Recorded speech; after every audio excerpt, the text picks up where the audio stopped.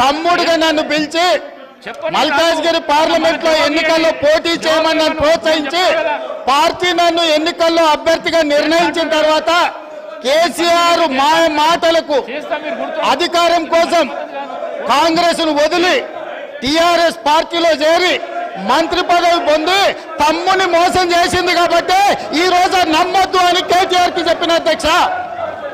ఇది నిజమా కాదా సబితక్కను గుండె మీద చేసుకొని చెప్పమని ఉంది. నన్ను మల్కాజ్గిరిలో పోటీ చేయి కాంగ్రెస్ నుంచి, నీ ఎన్నికల్లో నేను గెలిపించే బాధ్యత తీసుకుంటా నాకు చెప్పి నేను ఎన్నికల్లో నిలబడడం డిక్లేర్ అయిన తర్వాత కాంగ్రెస్ ను వదిలేసి టిఆర్ఎస్ లో చేరి మంత్రి పదవి పొంది ఈ రోజు వచ్చి మాకు నీతులు చెప్తే మేమేమన్నా అమాయకులమా అధ్యక్ష? కాబట్టి ఇవన్నీ చర్చలు. ఈ రోజు నేను ఏ మాత్రం కూడా వాళ్ళ పేరు తీసుకోకపోయినా మీరు వారికి అవకాశం ఇచ్చిండ్రు.